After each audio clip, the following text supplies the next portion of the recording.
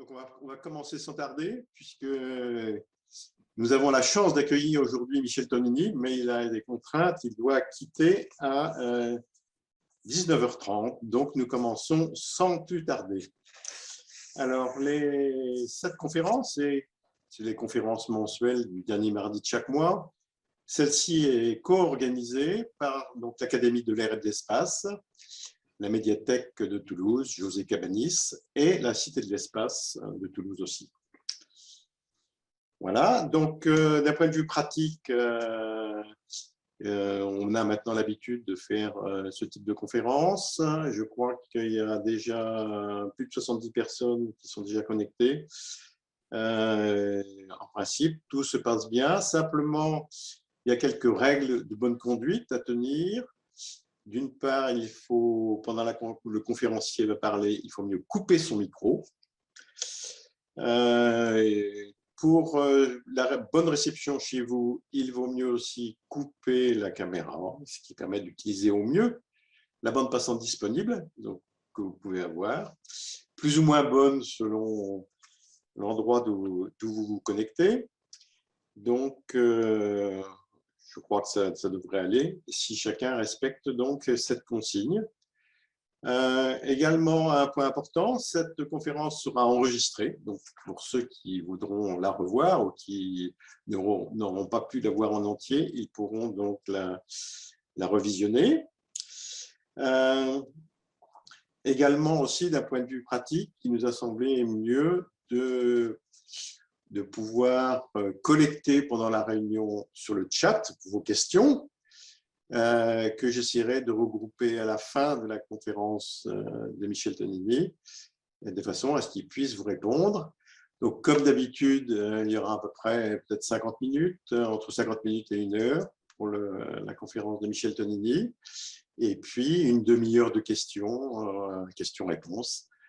Et donc, bien sûr, vous êtes encouragés à poser toutes les questions que vous souhaitez poser à Michel. Voilà. Sur le plan pratique aussi, vous pouvez également, si vous avez besoin de vous absenter, vous pouvez revenir, partir, revenir, etc. Donc, il n'y a pas de souci. Et donc, la conférence est bien enregistrée. J'en profite donc pour dire la parole, d'abord pour remercier Michel Tonini d'être là ce soir. Il va nous parler de, alors je ne sais pas si exactement ce qu'il va nous dire, mais il a tellement de choses à nous dire que ça va être certainement très intéressant. Il a quand même un parcours quand même assez atypique. Et peut-être quelques mots sur ce parcours. Michel Tonini est de formation, c'est un ingénieur de l'école de l'air, pilote de chasse, et qui a également suivi une formation de pilote d'essai, en particulier en Angleterre. Et puis, il a été sélectionné en tant qu'astronaute par le CNES, le Centre national de spatial, en septembre 1985. C'était essentiellement dans la perspective du projet de navette spatiale Hermès, auquel j'ai moi-même participé activement. Mais également, en plus, en parallèle de son rôle d'expert dans le cadre du projet Hermès, Michel a suivi des formations de spationautes. Et en août 1986, il a été désigné comme doublure pour la mission Soyouz avec les Russes. À partir de 1986, donc toujours pour ses vols spatiaux, il a été détaché de l'armée de l'air. En novembre 1986, il a suivi, donc grâce à ça, il a pu être plus disponible, et donc il a suivi la formation au centre Yuri Gagarin à la Cité des Étoiles, près de Moscou, sa formation d'astronaute, donc de cosmonaute, puisque c'est côté russe. Cet entraînement lui a donné tout un tas de qualifications, et en particulier un entraînement aux sorties dans l'espace pour la mission Aragats. Voilà. Et Après, il est revenu un peu plus au CNES et là, il a participé activement au programme Hermès. J'ai même eu la chance de faire avec Michel au simulateur d'Istres un test de rentrée avec la navette Hermès. Je peux vous dire que l'atterrissage était assez rapide.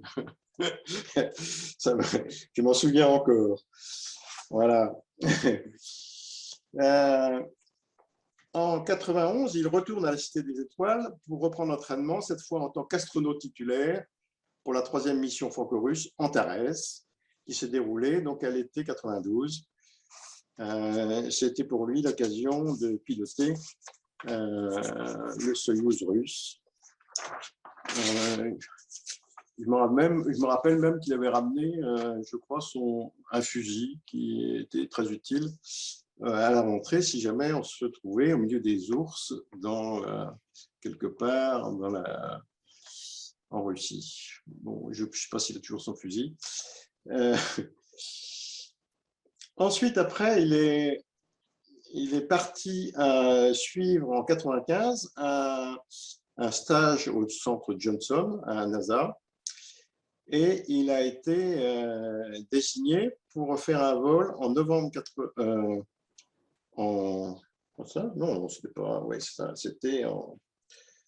Ces vols spatiaux, c'était en juillet 1999, puisque même j'étais à son lancement. Et vraiment, c'est la mission qui a failli être avortée, en fait. J'étais à côté du patron de la NASA, Dan Goldin.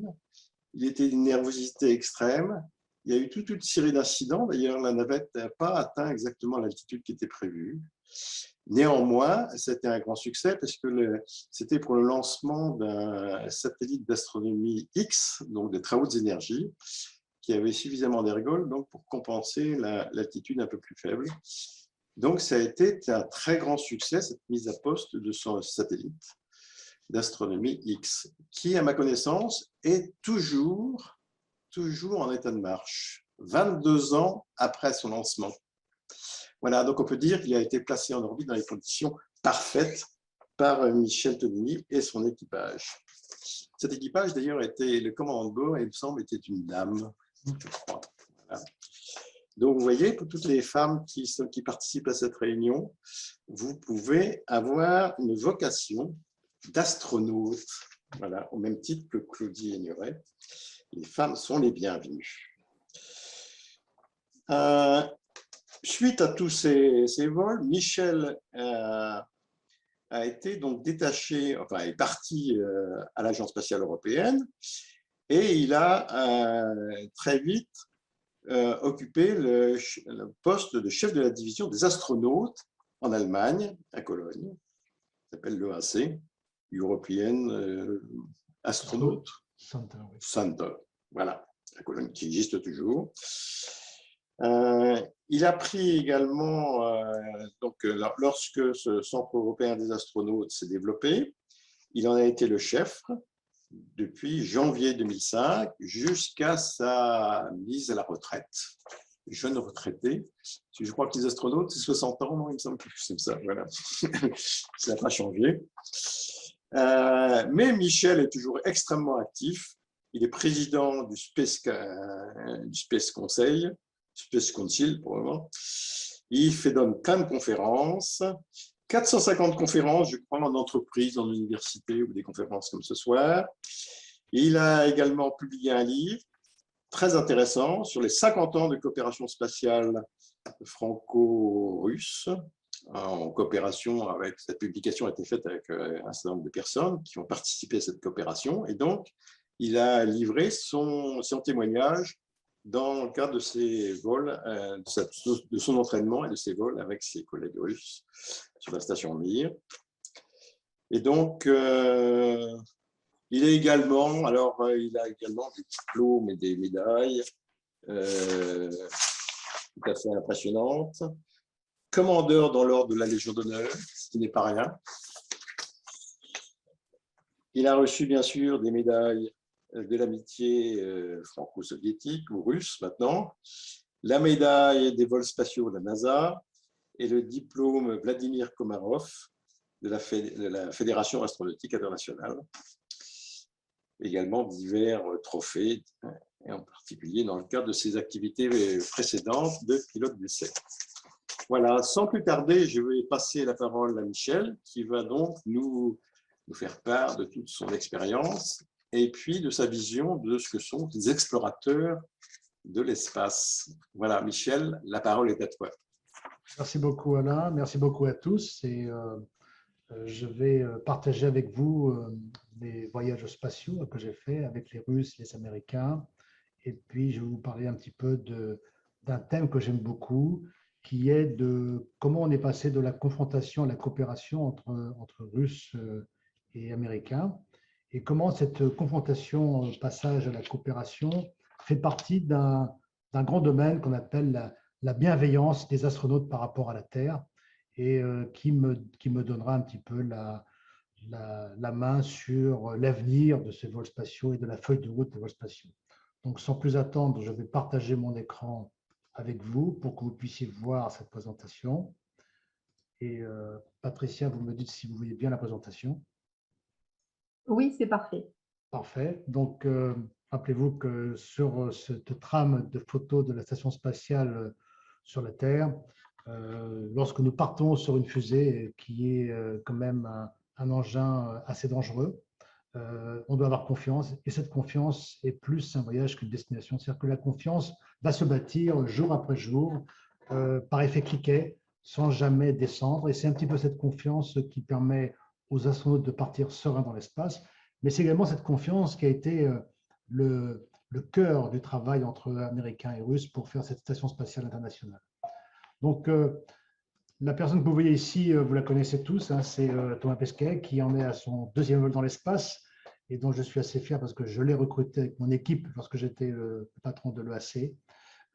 Dans cette photo, vous voyez, il est dans la cupola, qui est une partie, une structure en verre et en métal qui est dans la Station spatiale internationale, qui au passage est faite par les Italiens. Et lui comme moi, dans son premier vol, on a décollé sur cette bonne vieille fusée Soyouz, qui décolle de Baïkonour. La fusée est construite dans le nord de la Russie, vers Samara, mais on décolle de Baïkonour pour être le plus proche de l'équateur, de manière à avoir le plus de rotation possible par rapport à l'équateur pour aider le vaisseau à aller dans l'espace. C'est une fusée qui fonctionne avec des moteurs classiques. Les moteurs que vous voyez en rouge sur cette photo sont des moteurs à kérosène et oxygène. Et dans cette photo, vous voyez les 4x5, donc 20 moteurs qui vont s'allumer au décollage pour donner une poussée d'environ 500 tonnes pour un poids qui est légèrement inférieur à 500 tonnes, donc un rapport poussée-poids au décollage qui est très proche du 1, donc pas une poussée extrêmement importante tout à fait au départ de la mission. Alors, cette fusée est très ancienne parce que c'est pratiquement la même fusée qui a décollé avec le premier Sputnik en 57, avec Gagarin en 61, et après, cette fusée a été quand même légèrement modernisée au fur et à mesure des vols sur l'ensemble des 60 ans de sa durée. Et cette fusée, elle est à kérosène. Et quand on regarde ce que fait Elon Musk aujourd'hui avec sa fusée Falcon 9, c'est également une fusée à kérosène d'oxygène. Donc, on revient encore avec ces technologies-là parce qu'elles sont assez simples à mettre en œuvre. Donc, ça, c'est la façon dont vous vous asseyez dans un Soyouz. Une fois que vous arrivez dans le vaisseau, eh bien, il faut vous installer les uns par rapport aux autres. Vous voyez que c'est un peu serré quand même, surtout qu'on est en scaphandre. Et le fait est qu'on ne s'assoit pas dans cette position-là le jour du décollage, mais on le fait quand même un an à l'avance au simulateur. Donc, on est entraîné à avoir cette position côte à côte. Et il y a la place au millimètre près. Il y a 3,5 mètres pour le vaisseau Soyouz, qui est surmonté par une boule orbitale qui fait 6,5 mètres. Ça fait donc 10 mètres cubes. Eh bien, encore une fois, c'est encore un peu plus grand que ce que fait Elon Musk, qui a, lui, 9 mètres cubes pour 4 personnes. Donc, la technologie russe, elle a toujours encore une bonne valeur pour le décollage. Ça, c'est la position que vous avez au décollage dans ce siège, qui est un siège en métal assez costaud, puisque c'est fait avec des technologies un petit peu des chars d'assaut. Donc, c'est un siège extrêmement solide. Et ce siège baquet est le même pour tout le monde. On ne peut pas avoir une taille différente en fonction de la taille des astronautes. Donc, on va régler la taille de l'astronaute en fonction de la dimension qu'il va avoir entre le fessier et les épaules, avec le logement bleu qui fait l'interface entre le corps de l'astronaute et la partie en métal. Et si vous êtes petit, eh bien, on va mettre un logement bleu assez important. Et si vous êtes grand, eh bien, ce logement bleu sera un peu plus fin. Et ça veut dire qu'on ne peut pas être trop grand lorsqu'on est astronaute. Il faut avoir une taille maximum d'environ 1,83 m, 1,85 m maximum. Surtout, la taille qui est la limite, c'est la taille entre le fessier et les épaules. Alors, si vous êtes grand, arrangez-vous pour avoir des grandes jambes et un petit tronc et non pas l'inverse, ça sera plus facile. Et dans la photo ici, vous avez le scaphandre qui est gonflé à 0,4 atmosphère d'oxygène parce que si vous décollez et que vous avez un trou dans la cabine, eh bien, le corps va rentrer en ébullition en environ 2 minutes, ce qui est très mauvais. Donc, on décolle avec le scaphandre non gonflé, mais on peut le gonfler très rapidement en cas de panne de pressurisation. Ça, c'est le décollage que vous voyez à gauche de la fusée qui va partir vers la station spatiale. Et la chose qui est le plus surprenante, c'est que vous décollez, vitesse zéro, altitude zéro, vous arrivez dans l'espace en dehors de l'atmosphère en moins de 9 minutes. Il faut 9 minutes pour consommer tout le kérosène des moteurs que vous voyez dans cette fusée Soyouz. Et après, à l'époque, il fallait quand même 2 jours pour rejoindre la station spatiale. Moi, j'ai fait une mission dans la station spatiale Mir, mais aujourd'hui, on peut faire un décollage et un rendez-vous dans la station spatiale en 3 heures, ce qui est une chose assez extraordinaire et qui est facilité grâce aux nouveaux ordinateurs que nous avons dans le vaisseau qui permettent d'avoir une précision d'approche assez remarquable. Une fois que vous voyez dans les photos le vaisseau Soyouz à gauche, qui est en 3 morceaux, la partie du milieu, c'est la partie où nous sommes au décollage et à l'atterrissage, qu'on appelle la capsule. La partie à gauche, c'est le module orbital qui permet de faire de passer dans ce module orbital une fois qu'on a fait le décollage pour enlever les scaphandres et pour se reposer un petit peu ou dormir quand on fait le décollage avant le rendez-vous. Et à l'arrière, vous avez cette partie blanche qui comporte le moteur et les panneaux solaires et qui donne un petit peu la propulsion du vaisseau Soyouz pour arriver dans l'espace. En bas à gauche, vous avez la photo du vaisseau qui rentre dans la station spatiale, qui va faire le rendez-vous. La station est à 28 000 km/h, le vaisseau également. Et le but de la complexité, c'est quand même de faire en sorte que le rendez-vous se fasse correctement dans la station spatiale avec une vitesse très précise de 30 cm par seconde. Donc, il faut aller ni trop vite ni trop lentement. Et ceci est réglé par 2 ordinateurs, 2 systèmes radars.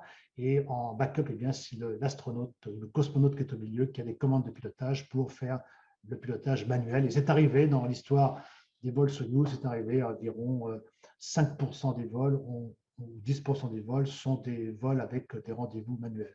Arrivé dans la station, dans cette première mission, eh bien, vous voyez en haut à droite, nous avons fait un travail sur l'échographe pour mesurer les modifications du cœur dans l'espace. On faisait les mesures sur les 4 cavités du cœur et également des mesures échographiques sur l'estomac, le foie, les reins, les différents organes que vous avez. Et tous ces organes, on s'est rendu compte qu'ils s'adaptent à la pesanteur d'une façon différente. Ils vont changer de volume, ils vont se mettre à une position différente et on arrive à visualiser ces fonctions différentes grâce à l'échographe. Et en bas, vous avez le deuxième volet important de notre expérience, qui était dans la station Mir à l'époque en 92, sur le neurosensoriel, c'est-à-dire comment l'équilibre postural et les équilibres qui sont liés à l'oreille interne vont être modifiés dans l'espace dû à la pesanteur. Là, vous avez une expérience qui est assez intéressante avec le cosmonaute à gauche, Victorienko, qui est dans l'espace depuis 6 mois et qui va redescendre avec moi sur Terre. Et lui, il va faire un entraînement, vous voyez, avec le pantalon Chibis pour se réhabituer aux conditions terrestres. Donc, il va mettre ce pantalon et faire une aspiration vers le bas pour se réhabituer au fait que dans 15 jours, il sera sur Terre et que le sang va redescendre vers les pieds et qui risque donc une sorte de petite syncope. Et pour éviter la syncope, eh bien, il va faire un entraînement. Et nous avons fait le même entraînement avec le Chibis, couplé avec le Doppler de l'expérience échographique pour avoir une mesure précise de ce reconditionnement terrestre. Plus impressionnante, c'est à partir de la rentrée atmosphérique. Quand vous rentrez dans l'atmosphère, eh bien, pour le retour sur Terre, il y a ce passage de la vitesse qui va freiner, le vaisseau va freiner dans l'atmosphère, et dans ce freinage, eh bien, la température va monter à 2000 degrés. Et la chose impressionnante, c'est que vous avez des vibrations assez importantes, et ce flot de température qui va envelopper le vaisseau, qui va noircir les hublots, et on va on va éjecter après la 3e couche du hublot pour avoir vue sur la Terre. Et ensuite, le parachute va s'ouvrir et on descend tout doucement vers le Kazakhstan pour se poser dans le Kazakhstan en parachute. C'est ce qu'on voit ici. Arrivé à 1 mètre du sol, il y a 6 fusées qui vont s'allumer automatiquement en fonction de la hauteur 1 mètre du sol et de la vitesse de descente et vont donner un atterrissage qui va faire environ 15 G. Donc, c'est assez important, on s'en souvient bien. Si vous avez de la chance, le vaisseau reste vertical. Et si vous avez un petit peu de malchance, eh bien, le vaisseau va être, avec le pendulage, il va taper sur le côté et être tracté par le parachute. Donc, c'est un peu plus mouvementé, mais rassurez-vous, on est sain et sauf à l'atterrissage. On est bien sanglé dans ce siège que j'ai montré au départ, qui absorbe bien les chocs. Et ça, c'est le vaisseau que vous voyez après l'atterrissage avec les suspentes du parachute. Les hélicoptères se posent pratiquement en même temps que nous et pas très loin de la capsule. Vous voyez, les médecins viennent directement voir les cosmonautes qui sont à l'intérieur et ces médecins vont nous permettre de nous aider à sortir de la capsule et nous aider à marcher. Vous voyez, le sol n'est pas très confortable et comme on a perdu l'habitude de marcher pendant la partie spatiale, avec mes collègues qui sont restés 6 mois dans l'espace, moi, c'est un peu moins grave, je ne suis resté que 15 jours. Et donc, on est avec les médecins qui nous aident à marcher et surtout qui nous permettent de nous reposer parce que la rééducation doit être faite de façon assez lente. Donc ça, c'est la 2e mission que j'ai faite, donc la première mission en 92. 92, ensuite, les Russes ont signé avec les Américains l'accord de coopération sur la station spatiale en 93. Et en 95, Jean-Luc Chrétien et moi-même, on a été à la NASA principalement pour aider cette coopération entre Russes et Américains. Et c'est de là que j'ai fait cette mission en 1999 sur la navette Columbia, où on a lancé ce télescope à rayon X qu'on appelle Chandra, qui était bon pour rester au minimum 5 ans et qui est toujours dans l'espace depuis 22 ans et qui fait des images assez extraordinaires sur les trous noirs, les étoiles à neutrons, les quasars, tous les phénomènes stellaires assez importants. Ça, c'est l'équipage que vous voyez en haut à gauche avec un équipage réduit de 5 personnes. En fait, on a fait un équipage de 5 personnes au lieu de 7 personnes habituellement. Et on est resté 5 jours dans l'espace au lieu de 15 jours parce qu'on était extrêmement lourd avec ce télescope assez imposant. Et c'est la première mission spatiale commandée par une femme à gauche, que vous voyez ici à gauche, qui était Aline Collins, qui était la première femme pilote de chasse des États-Unis et pilote d'essai des États-Unis. Donc, elle était le pilote commandant de bord, c'était son 3e vol. Au milieu, c'est le pilote qui lutte en place droite. Entre les deux, c'est l'ingénieur de bord, qui est Steve Hawley. Et à droite, nous deux, nous étions responsables pour le lancement du télescope que vous voyez en modèle réduit ici, mais finalement qui est suffisamment grand parce qu'il faisait toute la partie cargo de la navette spatiale. Donc, on a décollé, on a lancé le télescope et ensuite, on a fait des expériences secondaires et on est rentré sur Terre pour se poser avec un atterrissage bien sûr beaucoup plus doux que sur le Soyuz. Ça se pose comme un avion et comme un planeur hypersonique.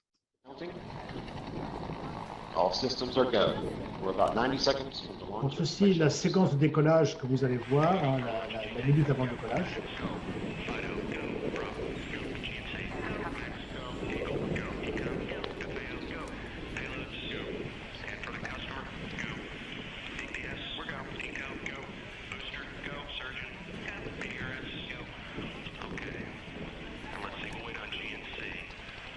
T-minus 60 seconds and counting.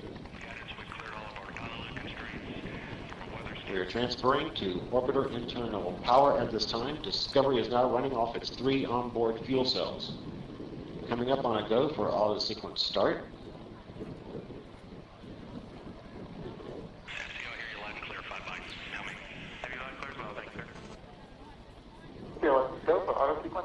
And we have a go for auto sequence start. Discovery's onboard computers have primary control of all the vehicle's critical functions. T-minus 17 seconds and counting. 15, 12, 11, 10, 9, 8, 7, 6, 5, start, 2, 1, booster ignition, and liftoff of the Space Shuttle Discovery, returning to the space station, paving the way for future missions beyond. Well, Discovery.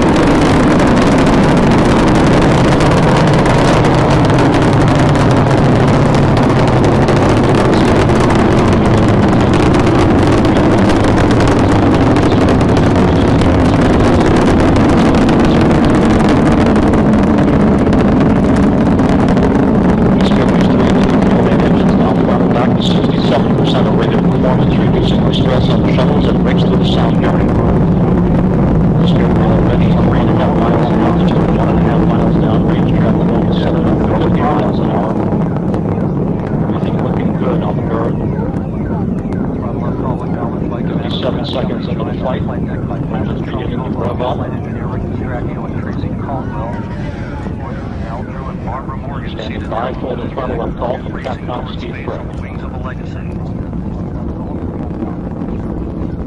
Every Houston, go at throttle up. Go at throttle up. Throttle up. The throttle up call acknowledged by Commander Steve Lindsay. Expected data into a clear short. Copy. Solid rocket booster separation confirmed. Guidance now converging. Discovery's onboard computers commanding the main engine nozzles to swivel, aiming the shuttle for its precise target in space for main engine cutoff. Should have a good forward leg now and Donc, dans cette séquence vidéo, vous avez vu la minute qui précède le décollage, puis la première partie du décollage. Dans cette minute, eh bien, on va passer directement l'énergie électrique de l'extérieur vers l'intérieur de la navette. Pour ça, nous avons 3 piles à combustible qui vont fournir l'énergie pendant le décollage et pendant toute la partie du vol. Toute la partie du vol est faite avec ces piles à combustible à hydrogène et oxygène. C'est la technologie des missions Apollo qui est vraiment très, très bien connue des Américains dans ces missions-là. Et ensuite, on passe l'énergie, la puissance informatique de l'extérieur vers l'intérieur. Comme ça, la navette, elle est pratiquement complètement autonome au décollage au niveau électrique, au niveau de la puissance informatique. Nous avons pour cela 5 ordinateurs, 4 principaux écrits par un logiciel avec une société d'informatique et un 5e ordinateur qu'on appelle le backup, qui lui, le backup system, qui va lui être écrit par un autre logiciel, par une autre société, et le 5 et les 4 premiers vont se contrôler pendant tout le vol. Ce qui fait qu'au décollage, eh bien, la puissance au décollage, je vous ai dit sur le Soyouz, c'était 500 tonnes à peu près équivalent entre le poids et la poussée. Là, vous avez un rythme différent, hein, parce que vous avez 3500 tonnes de poussée et 2000 tonnes de poids. Donc, quand on annonce le décollage, vous êtes vraiment plaqué au siège extrêmement brutalement et vous avez 3G. Et 3G, ça sera le facteur de charge que vous avez au maximum, puisque la navette ne peut pas dépasser ce facteur de charge pour éviter de passer. Elle pourrait se tordre un tout petit peu pendant le décollage. Donc, on limite à 3G. Et c'est pour cette raison que juste après le décollage, eh bien, les moteurs de la navette sont ralentis au minimum à 70% pour passer le Qmax, qui est donc la vitesse maximale associée avec le facteur de charge maximal et la densité de l'air maximale, avec les moteurs au ralenti, avec 3G maximum. Donc, de 30 secondes à 1:30, on est au ralenti. Et dès qu'on a passé 1:30, vous avez entendu le pilote qui dit « go » à throttle up, donc décollage, mise en marche des moteurs au maximum. Et à ce moment-là, la navette va accélérer jusqu'à 2 minutes après le décollage. 2 minutes après, les moteurs, les boosters sont vides. Donc, les boosters, on va les larguer. Ils vont tomber en parachute à l'extérieur de la navette. Et à ce moment-là, ils vont se poser en parachute. On va les chercher en bateau. On les ramène à Cap Canaveral. On va les nettoyer, les démonter et les utiliser pour le prochain vol. Donc, elle est partiellement réutilisable. Et à noter aussi que pour cette navette, le temps d'arriver dans l'espace, c'est également, comme pour le Soyouz, environ 9 minutes. Donc, une fois qu'on est là-haut, bien, on a travaillé sur le lancement du télescope, puis ensuite sur des expériences secondaires. Vous voyez à gauche, je travaille sur des cellules qui sont conservées dans le froid et qu'on va séparer en apesanteur pour savoir comment elles se comportent dans l'apesanteur. En haut à droite, je travaille sur des matériaux mémoire de forme. Et en bas à droite, on travaille avec Steve Hollis sur un deuxième télescope beaucoup plus petit qu'on va plaquer sur le hublot qui est sur la porte de la navette pour mesurer la présence d'eau sur les planètes du système solaire. Ensuite, on travaille sur des plantes. Vous voyez en bas à droite, Cady Coleman travaille sur des plantes. À l'époque, on voulait savoir est-ce que les plantes peuvent pousser dans l'espace. Et bien, effectivement, elles poussent dans l'espace. Et aujourd'hui, nous avons même un jardin potager pour faire nos salades, nos légumes, nos concombres, nos radis. Et c'est très important d'avoir ce plaisir, d'avoir de la nourriture fraîche, même quand on est dans l'espace. Au retour, nous avons ce vêtement bleu qui permet de refroidir le corps et que nous allons mettre avant de mettre le scaphandre orange pour se refroidir. C'est différent du système Soyouz qui, lui, a juste de l'oxygène pour faire le total. Et on fait la rentrée atmosphérique, bien sûr, en scaphandre pour éviter qu'on ait un problème en cas de dépressurisation. Là, ce sont des vues que nous avons de l'espace. Donc, vous avez des vues assez extraordinaires. Hein. C'est ce que vous diront tous les astronautes qui ont été dans l'espace. En haut à gauche, hein, c'est l'œil de Mauritanie, donc des photos, des images extrêmement belles. En haut à droite, hein, c'est le cœur, qui est un lac gelé en Himalaya. En bas à droite, on pourrait croire que c'est une photo d'un tableau surréaliste. En fait, c'est vraiment une rivière qui se trouve en Australie. Et en bas à gauche, c'est les îles Bahamas. Donc, vous voyez, 3 zones différentes de la Terre avec 3 images complètement extrêmement belles et qui vous laissent bouche bée lorsque vous êtes là-haut, qui fait que tous les astronautes qui vont là-haut sont vraiment intéressés de regarder la Terre en permanence. Alors maintenant, on va parler comment ça s'est passé pour l'histoire de l'espace. Eh bien, vous voyez en haut à droite, le Sputnik, eh bien, c'était le premier élément jamais lancé dans l'espace en octobre 57. D'ailleurs, au passage, il a été lancé par une fusée pratiquement la même que le Soyouz que j'ai utilisé.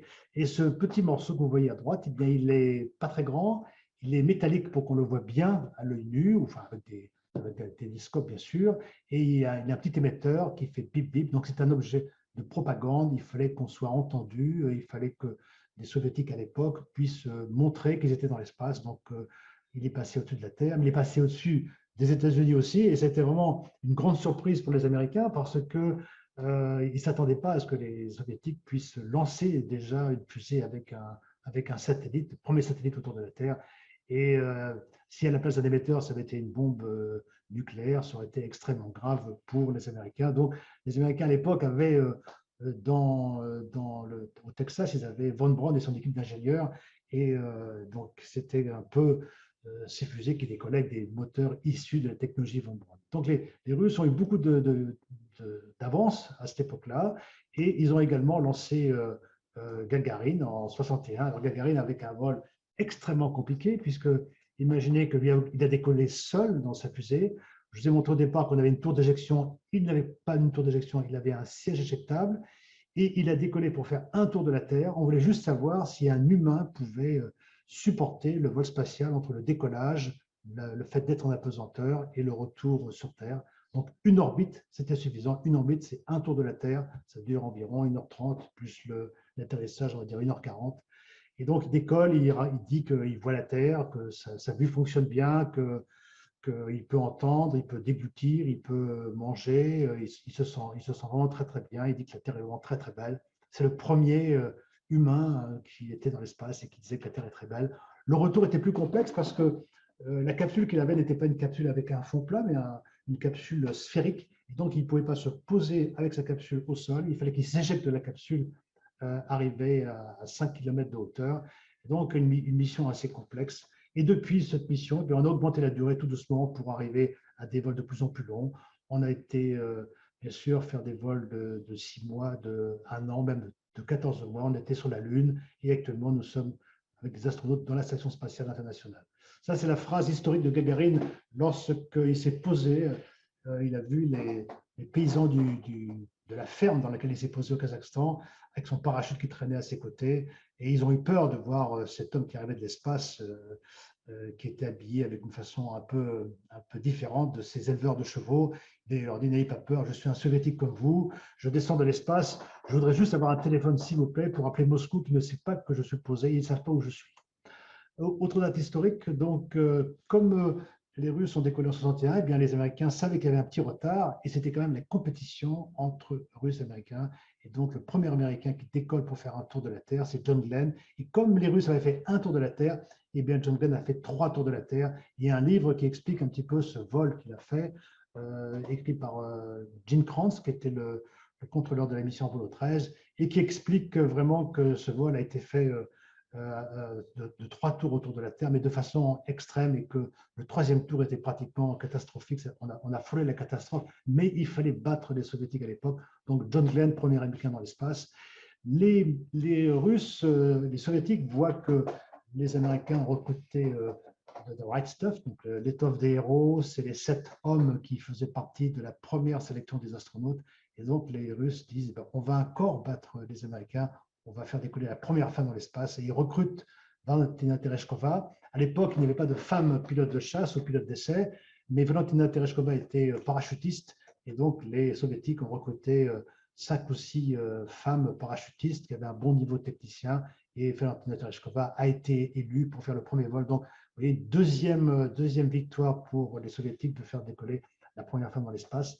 Et ensuite, ils continuent encore avec leur avance. Ils font décoller, les Soviétiques font décoller Alexei Leonov avec un autre collègue et ils font la première sortie extravéhiculaire. Donc, il décolle à deux dans un vaisseau un peu différent du Soyouz que j'ai montré au départ, et avec un scaphandre un peu plus gros que le mien, une couche un peu plus épaisse qui va résister à la température pour sortir à l'extérieur. Et arrivé dans l'espace, eh bien, ils vont mettre un petit sas de sortie extravéhiculaire, hein, donc un petit cylindre qui va faire 2 mètres de haut environ, et dans lequel Leonov va rentrer. Une fois rentré dans son sas, il va fermer bien au niveau des pieds, il va fermer bien au niveau de la tête, il va gonfler son scaphandre, il va dépressuriser son sas et il va ouvrir la porte du haut et sortir avec son cordon ombilical. Il sort dans l'espace, il devait sortir environ 15 minutes. Et pareil, il dit, la Terre est belle, je vois toutes les couleurs, c'est un sentiment extraordinaire. Et au bout de 5 à 10 minutes, on entend une grande explosion et on lui parle, il ne répond pas. On le voit avec les bras écartés, les jambes écartées. Apparemment, il y a eu un problème, il ne répond pas aux appels radio. Et le chef de vol qui est au sol lui dit au numéro 2 de se préparer à aller chercher. Et au bout d'un certain temps, on arrive à voir Leonov qui essaye de rentrer dans le sas et il essaye en mettant la tête en premier, les pieds en premier. Malheureusement, le scaphandre a gonflé par rapport à sa sortie extravéhiculaire et le scaphandre ne rentre plus dans le sas. Pourquoi? C'est parce que quand on fait une sortie extravéhiculaire en entraînement au sol, le vide est simulé par une dépressurisation, par une aspiration de l'air. Donc, on n'a pas un vide pur, on a un vide à 0,01. Là-haut, le scaphandre a gonflé un peu plus et donc le scaphandre ne rentrait plus dans le sas. Donc, il a dû faire une chose qui n'était pas prévue.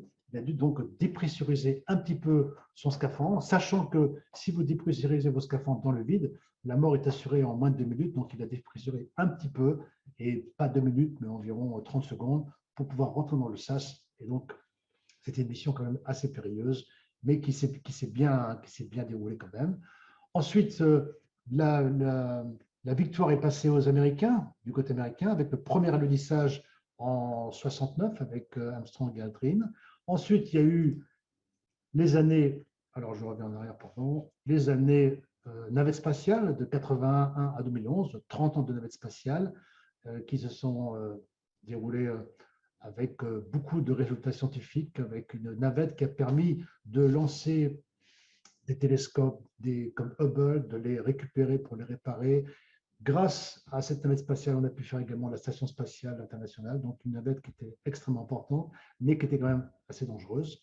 Et ensuite, 2001, le premier touriste de l'espace, donc il y a maintenant 20 ans, qui a été le premier à faire un vol dans l'espace en payant son vol. Donc, c'était un milliardaire américain qui avait fait fortune dans l'électronique.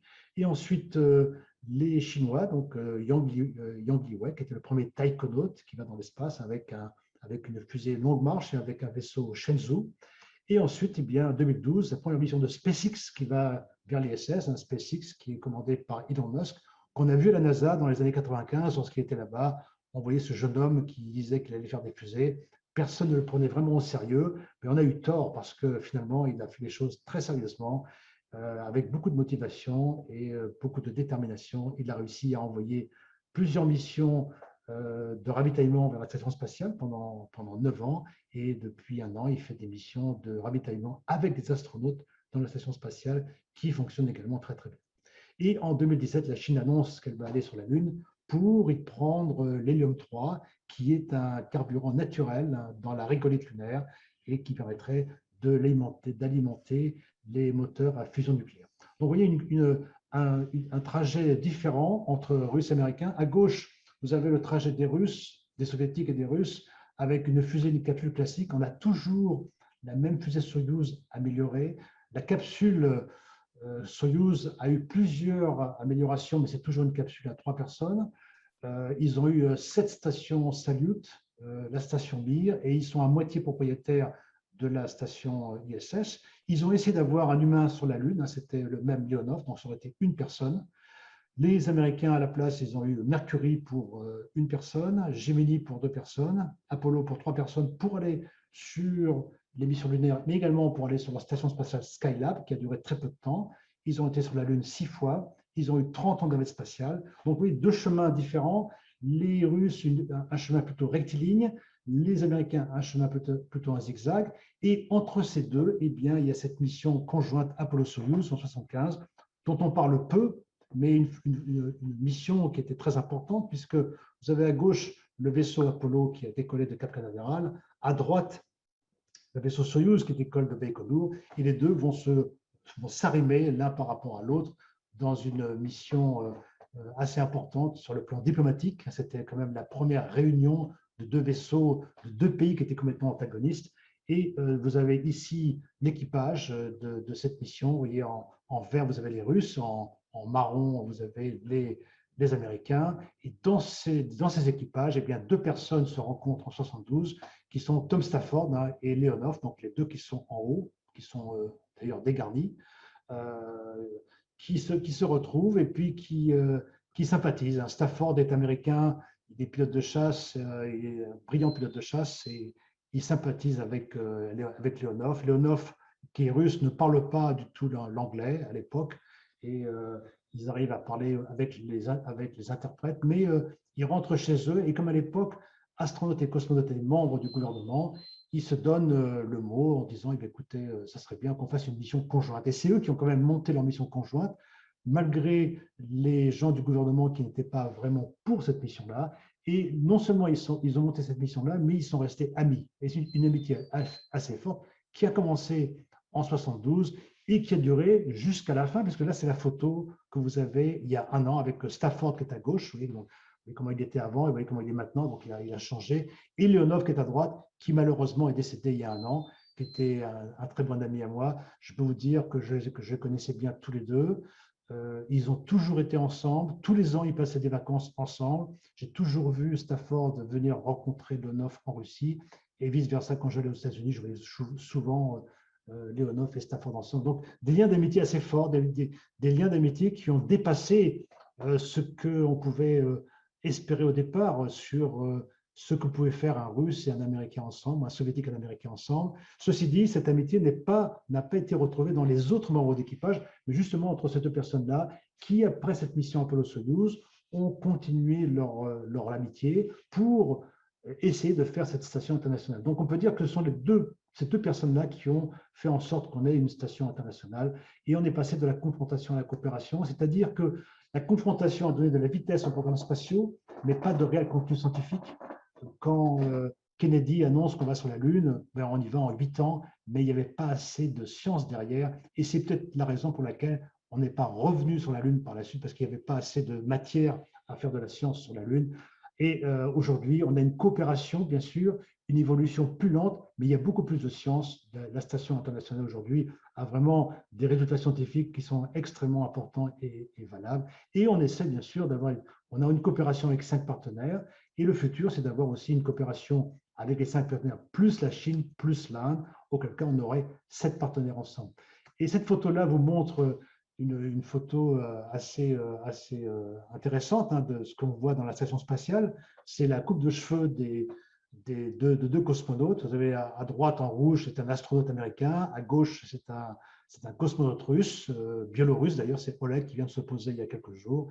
Et ces deux personnes se coupent les cheveux, donc ils continuent les liens d'amitié. C'est les liens d'amitié qui ont été initiés par Leonov et Stafford, et bien, ils continuent avec les jeunes astronautes. Et à chaque fois qu'il y a une mission dans l'ISS, il y a toujours des Russes et des Américains qui continuent un petit peu ces liens d'amitié qui ont été initiés par nos prédécesseurs. Et c'est comme ça que, par cette amitié, on a fait une station internationale avec le premier élément que vous voyez ici, qui a décollé en 98, avec à droite le nœud numéro 1 qui décolle de Cap Canaveral sur une navette spatiale américaine, et à gauche, vous avez le FGB, qui est la première partie russe de la station. Les deux vont être arrimés avec le bras robotique canadien. C'est le départ. Au départ, cette mission est inhabitée, c'est-à-dire il n'y a personne dans ces modules, mais juste après, on va lancer à gauche le service module, et donc là, il y a l'oxygène, il y a de l'eau, il y a de quoi vivre, et donc on met un Soyouz à gauche. Au départ, la mission se fait avec ces éléments, et donc il y a 3 personnes au départ à bord de la mission. Toutes les missions et ravitaillements se font avec des Soyouz au départ, et la mission va augmenter, la station va augmenter comme un Lego. Là, vous avez la station complète avec, vers le bas de la photo, vous avez la partie russe, tout à fait en bas, l'ATV qui a permis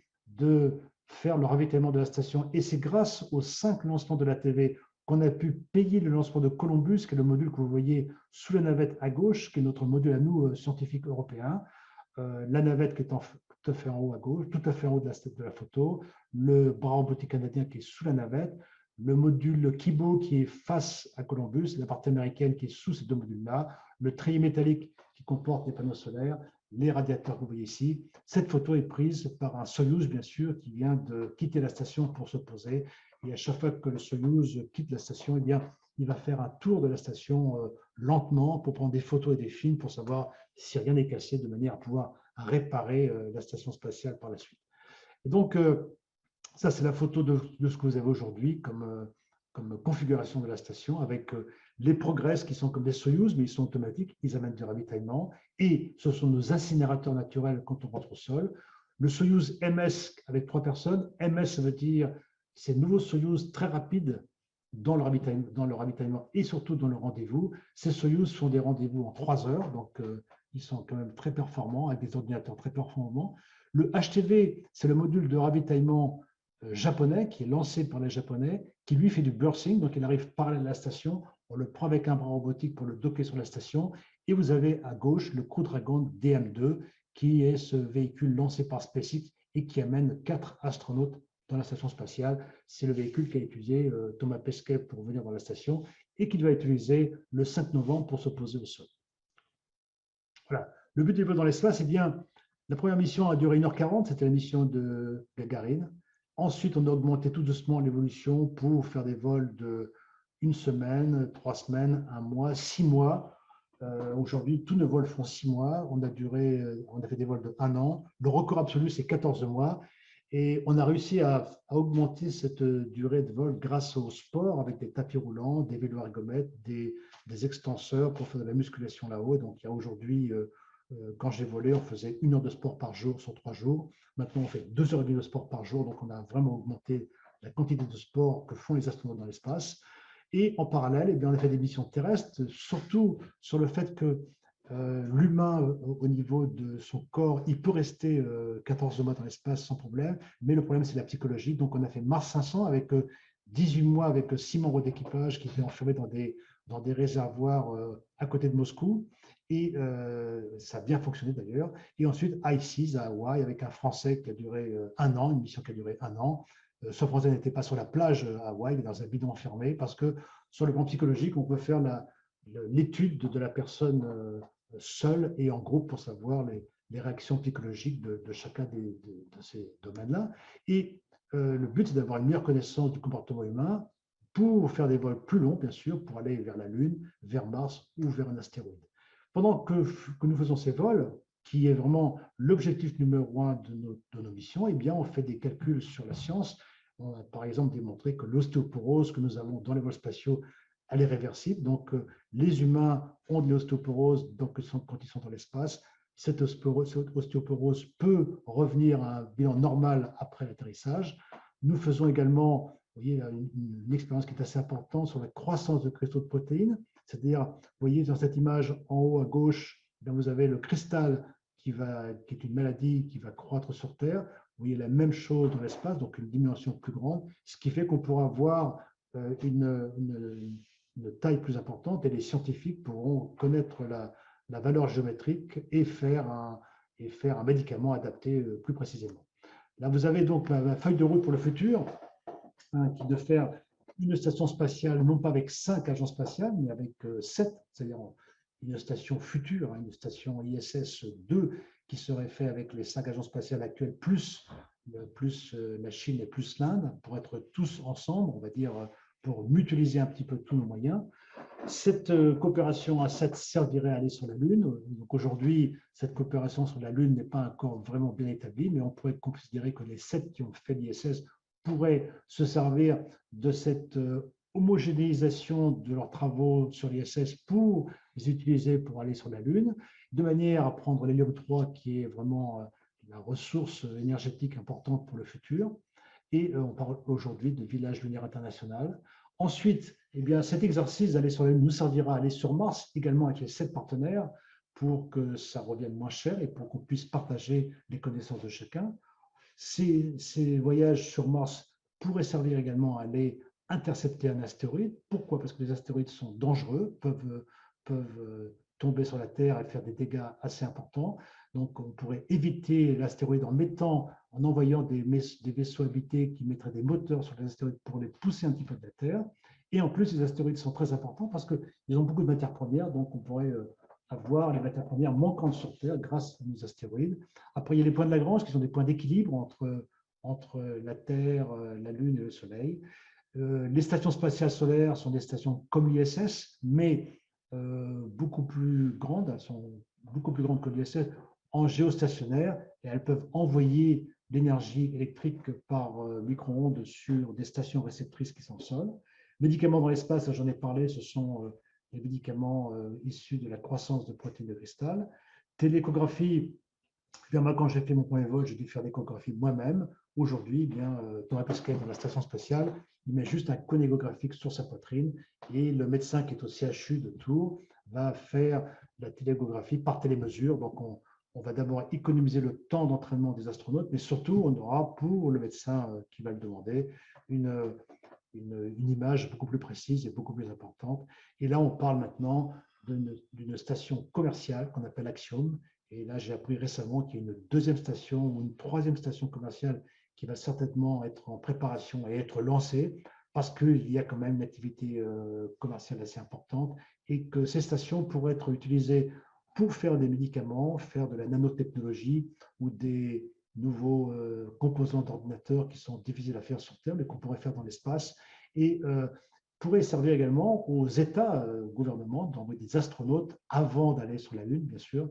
Et le total fait que cette feuille de route, qui est la mienne, vous montre un petit peu les différents éléments de bienveillance de nos vols spatiaux par rapport à la Terre et par rapport aux terriens. D'abord, cette coopération qu'on a fait entre Russes et Américains, qui est quand même assez importante et qui est un acte de bienveillance vraiment très important par rapport à la Terre. Ensuite, la recherche d'énergie, qui est un deuxième acte de bienveillance, donc l'hélium 3, qui donnerait accès à la fusion nucléaire, qui est donc un nucléaire propre par rapport à ce qu'on a aujourd'hui et qui permettrait d'alimenter pendant environ 10 000 ans les usines nucléaires que nous aurons sur Terre. Ensuite, Mars, c'est aussi un acte de bienveillance parce qu'il y a beaucoup de similitudes entre Mars et la Terre et si on sait pourquoi l'atmosphère a disparu sur Mars, on pourrait peut-être éviter le fait que l'atmosphère disparaisse de la Terre.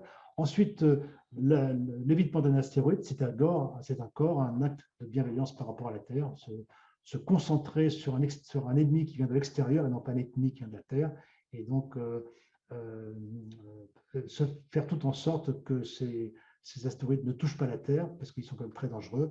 Les stations spatiales solaires, c'est aussi une nécessité. On voit bien qu'aujourd'hui, on a quand même un problème énergétique assez important, et tout ce qui est solaire extérieur pourrait aider la Terre. Donc, de la bienveillance par rapport à la Terre, encore une fois, grâce à l'énergie, et puis bienveillance grâce aux médicaments dans l'espace, qui seront des médicaments beaucoup plus précis que ceux qu'on a aujourd'hui.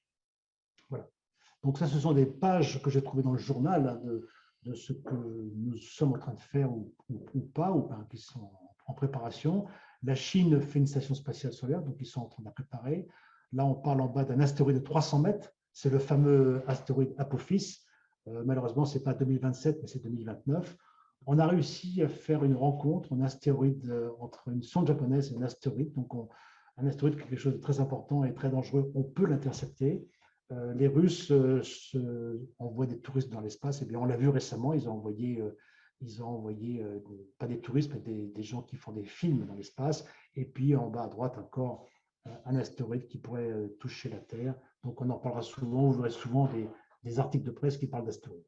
Et on va terminer cette petite conférence par cette phrase philosophique qui est un petit peu notre moteur pour aller dans l'espace. La Terre est le berceau de l'humanité, mais on ne passe pas sa vie entière dans un berceau. C'est vrai au niveau physique, et ce qui fait que nous partons dans l'espace, mais c'est vrai aussi au niveau intellectuel. Et c'est pour ça que nous apprenons grâce à tous nos capteurs qui sont en dehors de la station spatiale et en dehors de la Terre. Alors maintenant, on a quand même un peu de temps, il nous reste 1 heure ou une demi-heure pour les questions. Et je vais donc cesser le partage de l'écran pour qu'on puisse nous voir mieux et parler ensemble. Donc, Monsieur Tonini, merci beaucoup pour cette conférence qui a été très, très, très suivie. Je laisse la parole à Monsieur Delef, peut-être, qui a fait la compilation des questions sur le chat. Monsieur Delef. Alors oui, il y a eu plusieurs questions sur l'IS, sur la navette, et en particulier lors du décollage assez impressionnant, que vous voyez en vidéo, quelles étaient les sensations, qu'est-ce qu'on ressentait dans quand même cette accélération assez importante qui dure quand même longtemps en plus. Quels sont le ressenti dans ces périodes? Il y a plusieurs sensations. D'abord, il y a un bruit énorme, il y a un bruit assez important qui est filtré par le casque, qui est fermé, et la navette qui est pressurisée, mais c'est quand même assez bruyant, même à l'intérieur. Il y a des vibrations importantes. Je me souviens que les vibrations étaient tellement importantes qu'on n'arrivait pas à lire les écrans. On a des écrans d'ordinateur qui sont devant nous. Ça vibrait tellement à une fréquence de 1 seconde que ces inscriptions sur les ordinateurs, pendant les 20 premières secondes, on n'arrive pas à les lire tellement il y a des vibrations. Et puis, on est plaqué au sol et on sent vraiment l'accélération très forte, très, très rapidement, dès le départ, à la différence des Russes, où la montée en accélération se fait progressivement. Également, une question sur la durée des vols. Donc, vous avez indiqué des durées jusqu'à 14 mois. Ouais. Ceci dit, il semble qu'il y ait quand même des astronautes ou des cosmonautes qui ont fait plusieurs vols. Quel est le nombre maximum de vols et quel est le temps cumulé passé dans l'espace? Quel est le record? Alors, le record, c'est un Russe qui s'appelle Padalka. En un vol, en plusieurs vols, il a fait 880 jours, Padalka, donc presque 3 ans dans l'espace. Et en un seul vol, c'est Polyakov qui a fait 14 mois en un seul vol. Enfin, il a fait un vol et après il s'est posé de 14 mois. Après, il s'est posé. Il a refait un vol de 6 mois. Donc, au total, il a fait 20 mois dans l'espace. Et l'autre, c'était 878 jours, c'est Padalka. Oui. Au point de vue sur l'ISS, donc bien sûr, plusieurs se posent la question du devenir de cette station. Il semble qu'elle soit maintenue jusqu'à 2024 ou 2025. Au-delà de cette durée, y a-t-il encore la possibilité de la prolonger compte tenu du vieillissement quand même de tous les éléments de cette station? Et puis, qu'est-ce qu'on en fait à la fin? On la fait rentrer, on la brûle. La durée de la station, quand je suis arrivé, on m'a dit que ça serait maximum 2020. On est en 2021 et ça fonctionne toujours. Après, j'ai entendu 2024. J'ai entendu il n'y a pas très longtemps 2027. Je crois que à partir du moment où les Russes ont envoyé le module Nauka récemment, donc je ne pense pas qu'ils vont envoyer un module dans la station, sachant que la station va être déorbitée juste après. Un module, pour qu'il soit exploitable, il faut qu'il ait une durée de vie d'à peu près 8 ans à 10 ans. Donc, étant lancé cette année, je dirais pas 2027, mais 2029. Et quand la station elle est usagée, ben, il faut la déorbiter, donc il faut la freiner. Ça, c'est le gros problème d'aujourd'hui, c'est qu'on n'a pas assez, on aurait dû garder des ATV ou 2 ATV supplémentaires pour la freiner, de manière à ce qu'elle puisse rentrer dans l'atmosphère avec la bonne incidence, brûler dans l'atmosphère pour être décomposée et faire le moins de morceaux possible quand elle touchera les océans. Sinon, dans les questions, il y a aussi la coopération. Donc, il a été mentionné une coopération à 7. Oui. Actuellement, si mes souvenirs sont exacts, l'Union européenne ne compte que pour un, ou l'ESA ne compte que pour un. Oui. Donc, les autres partenaires, c'est la Russie, les États-Unis. Donc, les 2 autres, peut-être moindres, le Canada et le Japon, ce sont des partenaires importants quand même ou marginaux? Alors, en pourcentage, dans la station spatiale, dans nos équilibres, nous avons la participation du Japon, c'est 12% et quelques, 12,5% je crois. Le Canada, c'est à peu près 3%. Et l'Europe, c'est 8,5%. Et tout le reste, c'est partagé entre Russes et Américains. Donc, la participation japonaise est plus importante que celle de l'Europe. Oui. Et d'ailleurs, on le voit dans la photo que j'ai montrée de la station en entier. On voit bien que le module japonais, il fait 2 fois la taille du module européen. Et nous, on a envoyé 5 ATV. Eux, ils ont envoyé une dizaine de HTV pour payer les frais d'occupation des modules sur la station.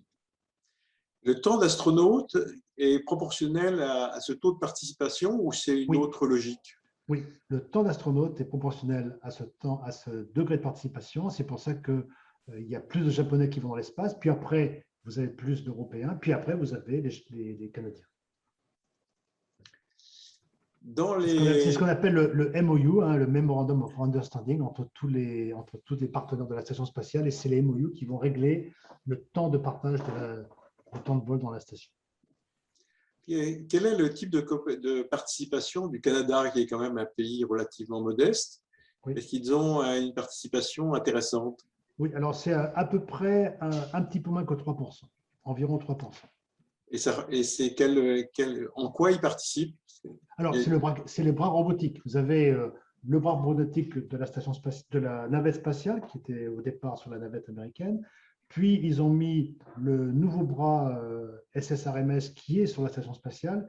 Ils ont mis le Mobile Translator, qui était un petit train qui va faire tout le long de ce treillis métallique sur lequel se met le bras robotique. Et donc, avec ce bras robotique, ils arrivent à faire des opérations comme enlever des panneaux solaires ou mettre des nouveaux panneaux solaires ou faire des opérations assez simples sur l'extérieur de la station sans être obligé de faire des sorties extravéhiculaires. Toujours dans le cadre de ces coopérations, donc, vous avez mentionné la participation possible de l'Inde et de la Chine. Oui. Quelle serait la nature de leur participation? Est-ce qu'il y a déjà eu des discussions là-dessus? Est-ce que c'est sensible éventuellement aussi aux problèmes internationaux, Oui. ou au contraire totalement découplés? Et puis, bon, l'espace reste un domaine privilégié de coopération. Comment ça se passe? Pour l'instant, ce n'est pas une coopération qui est facile entre les Chinois et les Américains, mais qui fonctionne bien entre Chinois et Russes, et qui fonctionne bien d'ailleurs entre Chinois et Européens, puisque nous avons une coopération au niveau de l'entraînement. Nous avons les taïkonautes qui viennent s'entraîner au centre de Cologne, où sont les installations européennes, et nos astronautes européens vont s'entraîner en Chine régulièrement. Donc déjà, nous avons 2 ou 3 astronautes européens qui parlent le chinois, et la plupart des taïkonautes parlent l'anglais pour faciliter cette coopération. Donc aujourd'hui, ce n'est que de l'entraînement. Et puis dans le futur, bien sûr, ce sera des vols en coopération avec eux. Mais comme on ne sait pas vraiment comment va se faire la coopération, je dis bien que l'idéal et la vision que j'ai, ce serait une vision où les 7 partenaires seraient ensemble, y compris l'Inde, y compris la Chine. Dans les coopérations, intervient également l'usage de certains moyens. On peut penser en particulier aux scaphandres. Oui. Donc, pour l'instant, il y a des scaphandres essentiellement russes et américains. Les Européens, lorsqu'ils vont dans l'espace et quand ils font des sorties extravéhiculaires, est-ce qu'ils utilisent indifféremment des scaphandres russes ou américains, ou comment se fait ce choix? Alors, quand on fait un vol dans la station spatiale aujourd'hui, nous, Européens, on est associés au segment américain. Donc, segment américain qui est partagé entre Canadiens, Européens, Japonais et Américains. Et ces quatre nations vont permuter et vont faire toutes les tâches. C'est-à-dire que si, par exemple, je n'ai pas d'Européens dans l'ISS, eh bien, ça sera le Japonais qui va travailler dans le module européen pour faire les expériences européennes, etc. Et en général, nos Européens vont faire leur sortie extravéhiculaire avec le scaphandre américain. Mais il peut se faire qu'un Européen fasse une sortie extravéhiculaire avec le scaphandre russe. Et c'est le cas de la semaine prochaine, où nous avons Mathias Maurer qui va décoller dimanche dans l'ISS avec SpaceX. Il sera dans le secteur américain, mais il va quand même faire une sortie avec le scaphandre russe. Alors, si on regarde maintenant l'avenir, donc c'est le retour sur la Lune, et puis peut-être de façon plus lointaine, des voyages vers Mars. Comment est-ce qu'on voit la participation européenne dans le cadre du retour vers la Lune? Alors, nous avons initié il y a déjà quelques années une coopération sur le véhicule Orion. Orion, c'est le véhicule qui va aller sur l'ISS et sur la Lune. Et dans ce véhicule, un petit peu comme avait fait d'ailleurs les missions Apollo avec le LEM, il y a un vaisseau habité et un module de service. Et comme les Américains ont surveillé de façon très étroite comment nous travaillons pour ATV, les Américains ont proposé à ce que le module de service soit fait par les Européens. Et nos ingénieurs européens donc, travaillent depuis plusieurs années sur ce service module qui sera sous le module Orion. Et grâce à cette coopération technique qui va se faire entre l'ESA et la NASA, eh bien, nous aurons 6 vols d'Européens qui iront sur la Lune dans les prochaines années. Alors, si vous avez regardé la télévision hier soir, il y a le décollage de la mission Artemis qui va se faire en début d'année prochaine, février ou mars l'année prochaine. Et vous voyez le complexe qui est prêt à être lancé et vous avez marqué en grosses lettres NASA et ESA. Donc, la coopération est bien faite au niveau publicitaire. Et dans cette coopération, est-ce que la participation de l'Europe sera plus importante que celle dans le cadre de l'ISS, qui était donc de 8 et quelques %? Là, ça serait plus important ou du même ordre de grandeur? Elle est plus importante par le fait que la technologie qu'on utilise sur le module de service est assez importante. Elle est plus importante que celle que nous avons par rapport au module Columbus sur l'ensemble de l'ISS. Au niveau de la technologie, du volume habité ou du volume de technologie, il y aura plus de coopération en pourcentage. Donc, ça veut dire qu'on aura plus de coopération également au niveau des missions lunaires. Et d'ailleurs, on le voit tout de suite, c'est-à-dire que sur le départ de cette coopération, nous avons déjà 6 missions qui sont 6 missions habitées sur la Lune, alors que sur l'ISS, au départ, on n'en avait pas autant.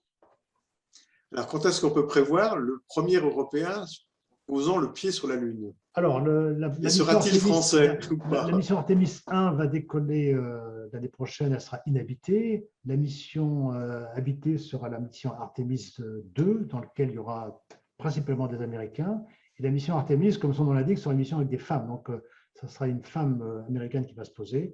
Et on peut penser qu'à partir de la mission Artemis 3 ou 4, on aura des Européens. Bon, alors si c'est Artemis, ce serait une femme européenne qui devrait faire la mission. Et nous avons une femme européenne qui est déjà prête, ou ça peut être un Européen. Donc, on ne sait pas encore comment ça va se répartir. Dans le cadre de cette préparation, y a-t-il le corps des astronautes, dont vous avez été le directeur pendant longtemps, le corps des astronautes actuels, va-t-il être renforcé avec de nouvelles recrues ou est-il prévu au contraire de garder des gens qui ont déjà fait des vols pour ces vols lunaires? Alors les deux, hein, nous avons nos astronautes que j'ai recrutés il y a 10 ans, qui sont encore suffisamment jeunes, puisqu'ils ont environ une quarantaine d'années, donc ils ont encore 20 ans de potentiel. Et là, l'ESA a commencé une sélection l'année dernière qui a très bien marché, enfin cette année, qui a très bien marché, puisque nous avons 23 000 candidats, alors que moi, à l'époque, j'avais 8 000 candidats. Donc, on a quand même 3 fois plus de candidats dans cette sélection. Donc, on aura également une sélection avec environ 4 à 6 astronautes qui seront recrutés et de tous les pays européens participants. Alors, justement, quels sont les critères? J'imagine qu'en tant que directeur des astronautes, c'était une question majeure. C'est quels sont les critères de recrutement et de sélection? Alors, j'imagine qu'il y a certainement on peut imaginer qu'il y a des problèmes de nationalité, bien sûr, mais après, il y a aussi d'autres facteurs qui peuvent intervenir. Et donc, quels sont essentiellement les critères principaux? Alors, les critères, bon, il y a des critères variables, des critères en âge. Donc, à l'époque de ma sélection, il fallait avoir un âge entre 27 ans et 40 ans. Aujourd'hui, dans cette sélection, on a augmenté un peu plus, hein, c'est passé de 27 ans à 50 ans. Il faut avoir un bon diplôme intellectuel, non pas parce qu'on va faire de la science à très haut niveau là-haut, mais parce qu'il faut qu'on puisse démontrer qu'on sait étudier et apprendre et passer des examens, ce que l'on va faire pendant toute la vie de l'entraînement d'astronaute. Après, il faut avoir une bonne forme physique parce qu'il faut faire 2 heures de sport par jour dans la station spatiale et faire des sorties extravéhiculaires qui sont extrêmement difficiles au niveau sportif. Donc, il faut être en bonne condition pour ça et avoir un bon équilibre psychologique de plus en plus, parce que quand moi j'ai fait mes vols en 92 et 99, les missions étaient courtes. Donc on peut très bien faire une mission courte avec quelqu'un qui psychologiquement n'est pas forcément au top. Mais quand vous faites un vol de 6 mois, il faut vraiment être extrêmement stable au niveau psychologique pour que ces vols soient bien réussis. Donc c'est la complexité. Et aujourd'hui, toutes les missions et tous les astronautes qu'on recrute ont un examen psychologique très important pour qu'on soit sûr qu'ils fassent des missions bien réussies. Après, dans la nouvelle sélection, il y a également une part qui est ouverte aux ce qu'on appelle les para-astronautes, qui seront des gens handicapés avec une certaine forme de handicap, hein, pas n'importe quel handicap. Et donc, il y aura également des personnes handicapées qui pourront faire de l'entraînement d'astronaute ou même faire un vol dans l'espace. Alors, si on regarde l'étape ultime, si on peut dire, le voyage vers Mars, il y a une question qui concerne la durée des voyages et des moyens éventuellement de réduire cette durée sur le plan technique, alors avec peut-être d'autres systèmes de propulsion.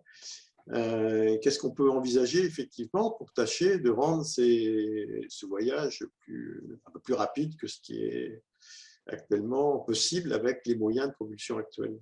Alors, il y a effectivement la solution numéro 1, qui est le moteur classique que nous avons aujourd'hui, les moteurs que nous avons hydrazine, auquel cas le voyage Terre-Mars se fait à la distance la plus courte et ça va durer environ 6 mois. Par contre, après, il faut qu'on puisse avoir le recentrement de l'alignement entre Terre et Mars. Il faudra attendre encore 2 ans pour le retour. Donc, le voyage fera fatalement environ 2 ans. Sauf si on prend des nouveaux moteurs, qu'on appelle des moteurs électriques, qui fonctionnent avec une cuillère électromagnétique fictive qui permettent d'augmenter la vitesse. Et là, on passe à 3 fois la vitesse des moteurs classiques. Et là, on peut faire le voyage en 2 mois et demi, voire 3 mois. Donc, on peut envisager un scénario où on fait un décollage avant la distance minimale entre la Terre et Mars. On fait un décollage en 3 mois, on reste 3 mois sur Mars et on fait un retour en 3 mois. Sachant que dans tous les cas de figure, la partie la plus complexe est la partie où nous sommes pendant le voyage. Et si vous faites 3 mois et 3 mois, ça fait 6 mois et vous dépassez la durée fatidique de la durée maximale des supports aux radiations.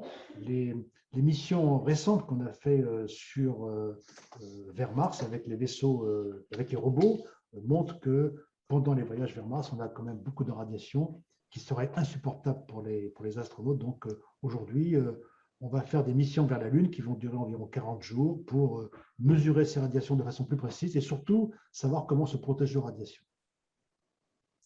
À ce propos, il semblait qu'il y avait dans la population humaine différentes sensibilités aux radiations. Est-ce que ça peut éventuellement être un des critères de choix des astronautes? Oui, il y a des gens qui sont âgés, qui sont proches de leur potentiel limite, eh bien, ils ont plus de résistance par rapport aux radiations.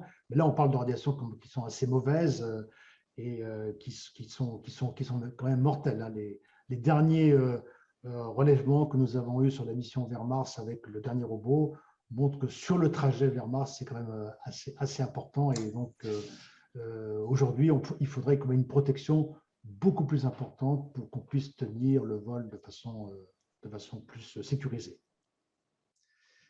Il semble quand même, quand on voit le retour sur Terre lors d'une mission de 6 mois, qu'il y a une certaine période assez longue pour retrouver toutes ces facultés physiques. Lors d'un voyage vers Mars, une fois que l'équipage a atterri sur Mars, on peut imaginer quand même qu'ils ne sont pas dans un état fantastique pour pouvoir mener efficacement une mission de longue durée sur Mars.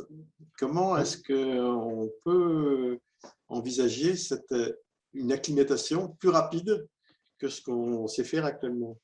Alors, aujourd'hui, quand on fait une mission de 6 mois, eh bien, il y a des phases de réadaptation qui sont différentes. Il y a une première phase qui va durer environ 1 semaine, où on va récupérer 70% des capacités habituelles qu'on avait avant le décollage. Et après, pour avoir le total, il faut environ 1 mois. Eh bien, on peut envisager la même chose sur Mars, sachant que la gravité étant réduite, eh bien, la réadaptation sera quand même plus facile. Avec une gravité plus faible, on aura une réadaptation plus facile. Ce qui veut dire que les astronautes, au départ, pendant 1 semaine, auront un rythme réduit quand même. Ils seront souvent allongés et ils seront en examen pour vérifier que les paramètres sont corrects. Et après, ils pourront commencer à travailler sur une phase 2 qui sera une phase non pas optimale. Et au bout d'1 mois, ils auront la phase optimale. Et comme on parle d'un voyage qui va durer, d'un séjour qui va durer 1 an, 1 an et demi, eh bien, si on perd 3 semaines, ce n'est pas vraiment c'est pas vraiment critique pour la mission. Surtout qu'au départ, on peut très bien envisager des tâches sur Mars qui sont des tâches qui ne demandent pas une activité extrêmement physique au départ.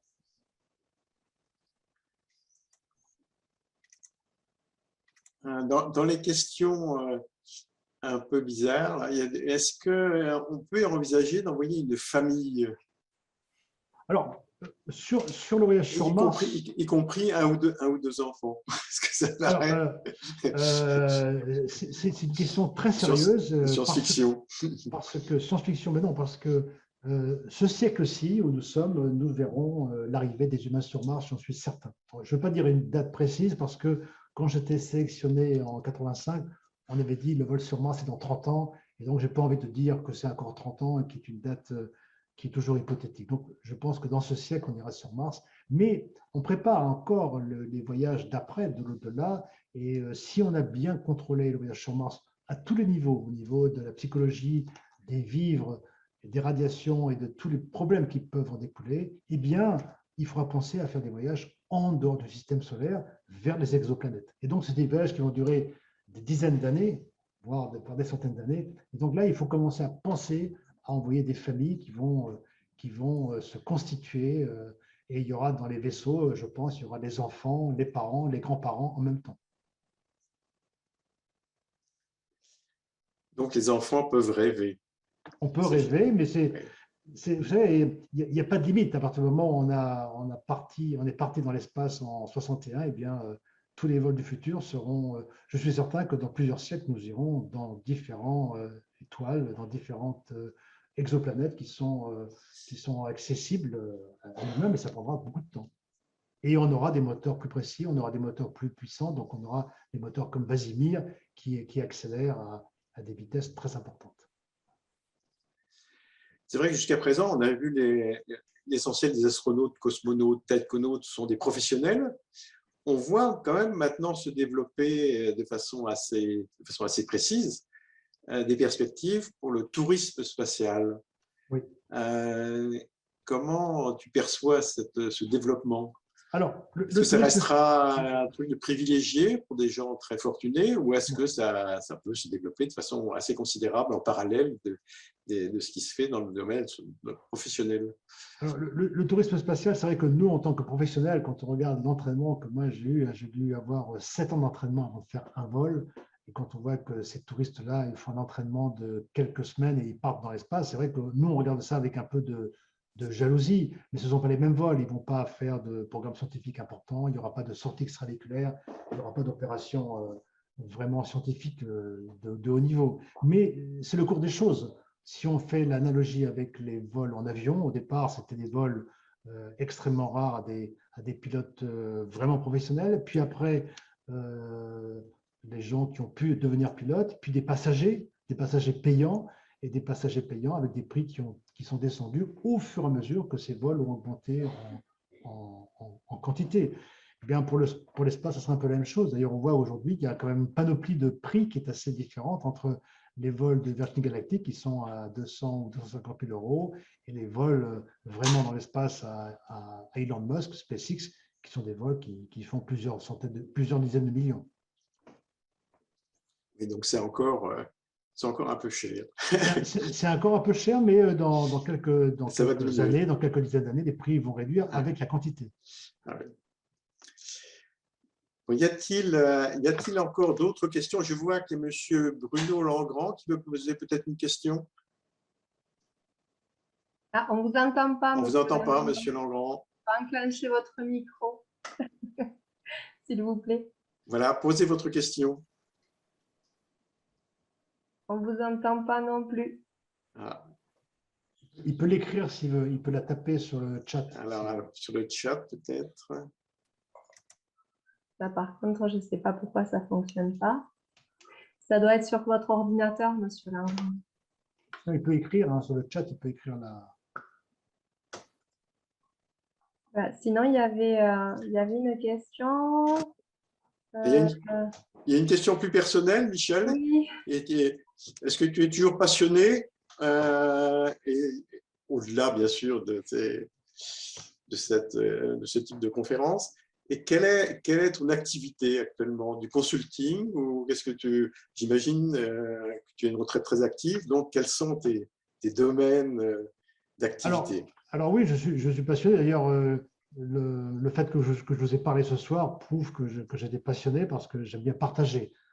Je pense que dans la vie d'un humain, surtout lorsqu'on a fait une carrière opérationnelle comme la mienne, il y a une partie où on est opérationnel, où on apprend, et puis une partie vers la fin où on transmet. Donc je suis dans la partie transmission et je transmets au biais des conférences auprès des écoles, auprès des écoles qui sont parfois dans des banlieues difficiles.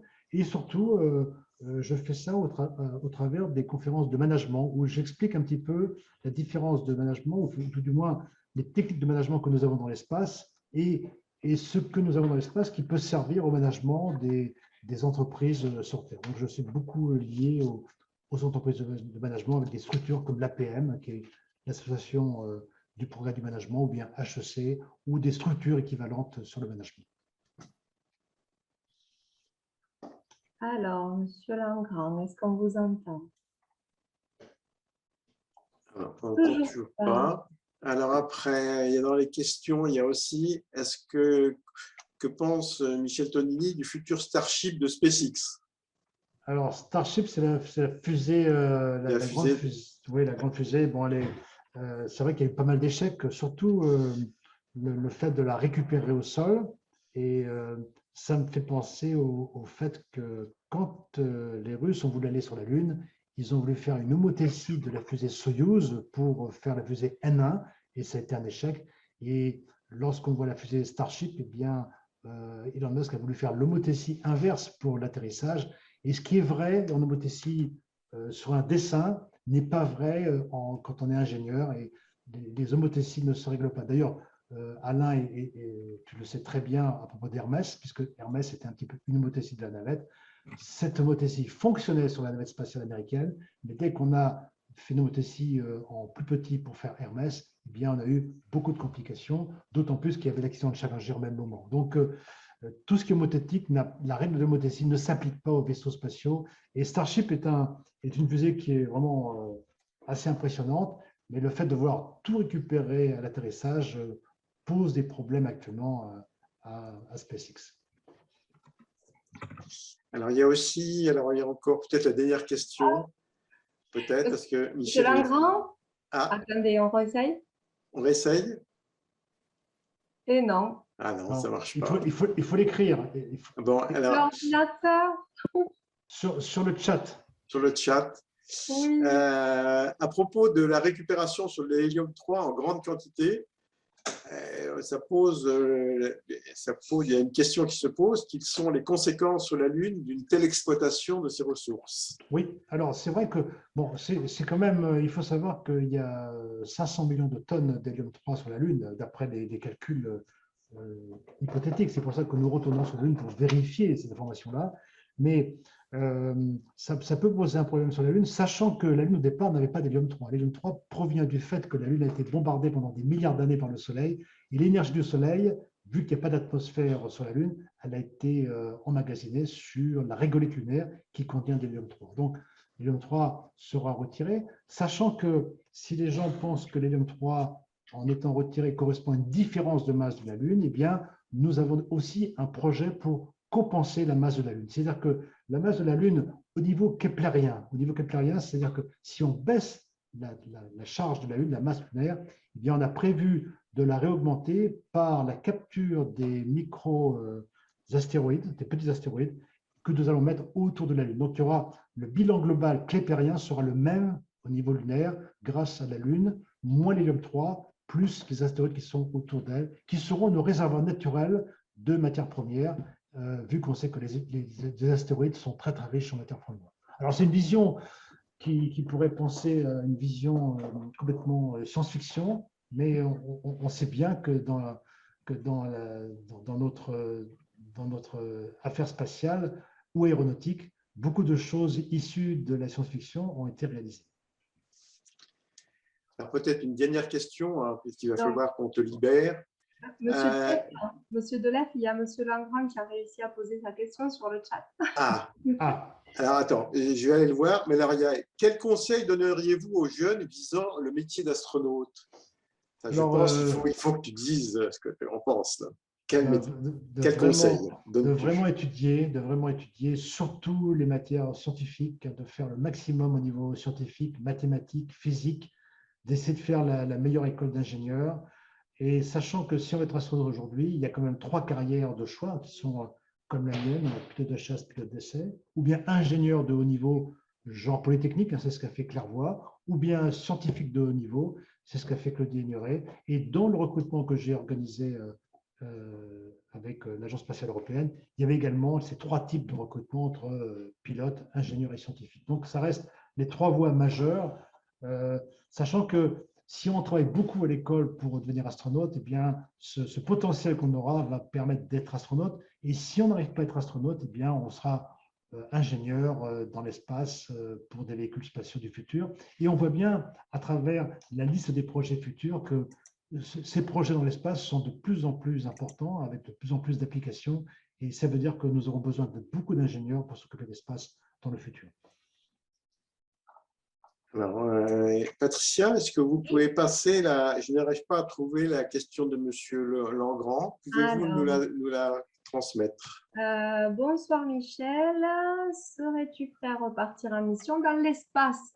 Oui, alors pas ce soir parce que je n'ai pas encore préparé mes bagages, mais demain je veux le faire, ou demain ou après-demain, oui, volontiers. Nous sommes 500 et quelques, 550 à voter dans l'espace, et je pense que si on pose tous la même question, tout le monde va repartir dans l'espace. Et d'ailleurs, on va dans l'espace réellement en le faisant, mais sinon on le va de façon fictive par le biais des conférences. C'est pour ça que quand on fait une conférence, eh bien, et quand on reçoit des questions et qu'on répond aux questions, eh bien on est un petit peu plus dans la philosophie spatiale. Peut-être une dernière petite question qui est concernant toujours la déorbitation de l'ISS. Oui. Ne pouvait-on pas prévoir d'utiliser l'ATV pour cette telle opération? Oui, d'ailleurs, on a prévu, hein, j'en ai parlé avec Clairvoy, on avait prévu de garder 2 ATV pour la déorbitation. Ça n'a pas été fait pour des raisons budgétaires et sur le fait aussi que si on avait gardé des ATV, il aurait fallu qu'on garde des ingénieurs responsables de mettre en œuvre l'ATV pendant toute la durée de l'ISS qui est de 20 ans. Donc, c'est assez complexe au niveau des ATV, mais il va falloir qu'on trouve une solution. Aujourd'hui, si on fait ça avec des Soyuz, c'est quand même, il faudra quand même plusieurs Soyuz ou plusieurs Progress pour réussir la déorbitation. Ça ne va pas être simple. Bien, écoute, je crois qu'on a largement atteint leur limite. Et donc, il me reste, au nom de tous, d'ailleurs, il y a eu beaucoup sur le chat, il y a beaucoup de remerciements déjà, au nom de tous, te remercier de cette conférence et puis d'avoir répondu à toutes ces questions. Merci beaucoup Alain, merci beaucoup Patricia et merci beaucoup à tous pour avoir être restés longtemps jusqu'à la fin de la conférence. Voilà, tout ceci était passionnant et donc merci encore. Et je souhaite rappeler aussi que pour ceux qui n'ont pas pu assister à tout, la conférence est bien enregistrée, donc ils peuvent la revoir, la revisionner à nouveau.